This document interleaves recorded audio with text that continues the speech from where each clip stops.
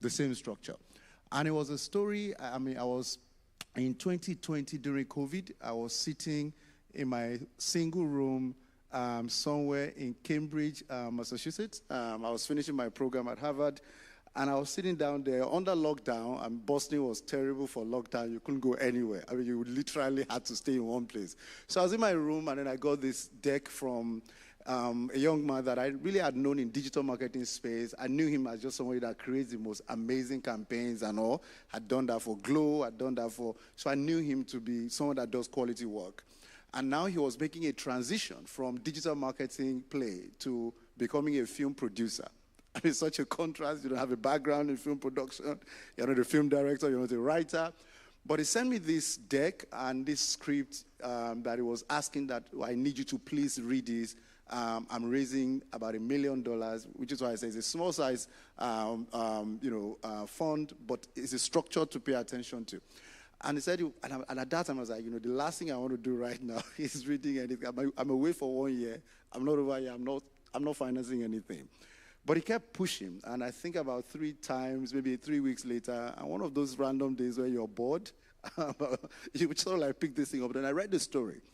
And the story was so powerful that I felt that it needed to be told. So it was no longer about the movie or about the fund. It was now about the story. Now, I'm not a film finance person, even though people now see me as someone that finances movies. It came from 4 years ago, being in that room. So I read the story, and I couldn't put down the script. And at that point, I picked up the phone, and I called him, and I said, how much do we need to produce this? And he said the amount.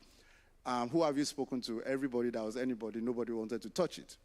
And I understood why nobody wanted to touch it. One, you don't have a film production background. You're not a director of a movie. You're not a scriptwriter. You're not a...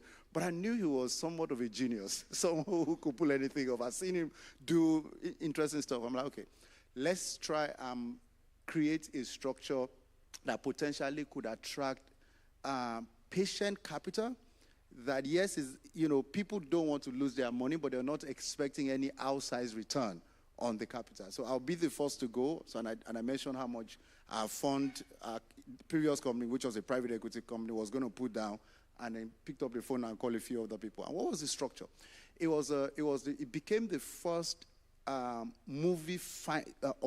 structured movie financing fund platform in Nigeria that has now gone on to finance 7 other productions across Nigeria and now across the continent. And yes, for the continent, right?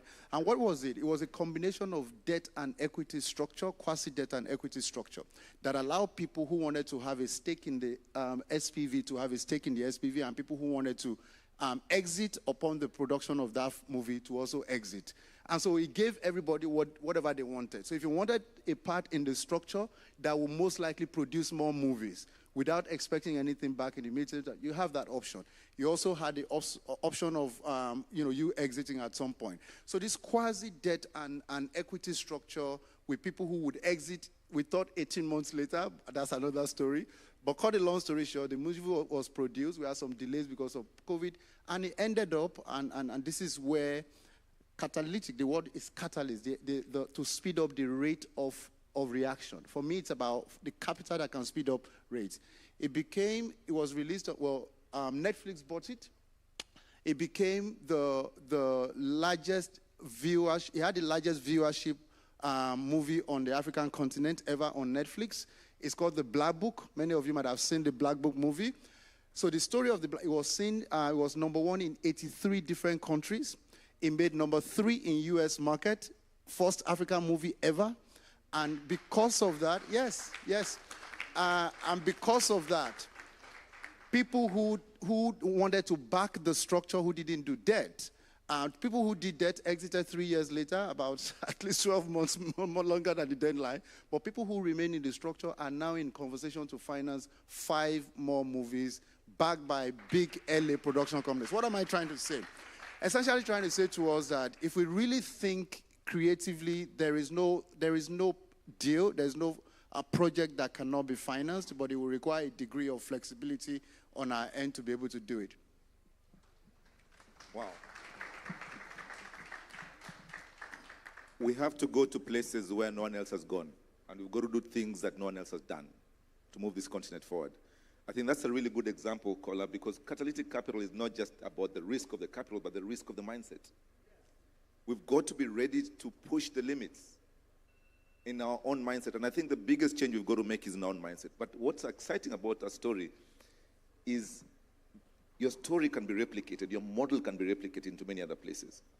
Yeah, you know, we talk about the creatives. When I grew up, when you went to a party, you danced to American music. Today you dance to African music. It doesn't matter if you're in India, wherever. And there's so much talent and potential in that. So that's truly, truly powerful. And I'd love to get a bit more of that. I want to share it. Maybe I should host you on a webinar to share that story a bit more. So that would be good. But let's stay in line with that conversation. And I want to go to Emil for the next question. So could you share specific examples of where innovative financing structures have worked well in historically underserved entrepreneurs in your experience? Oh, thank you for that. So when it comes to under-resourced communities, we know that the catalytic financing is so important, right? So what we do is we're able to create the mechanism that allows us to tap into those dollars with the people that understand that this is patient capital, but they're just tired of giving grants. They've done it for so long. We call it free money, right? And they say, you know, we want to help solve a big problem. How can we do this together? So the mechanism we created under resource community is saying, okay, institutional dollars, give us the grant, and then we can deploy that grant to not an individual company, but to an ecosystem or to a structured entity in a community. So we never invest directly into individual entrepreneurs because we think it robs that community from the structure it needs.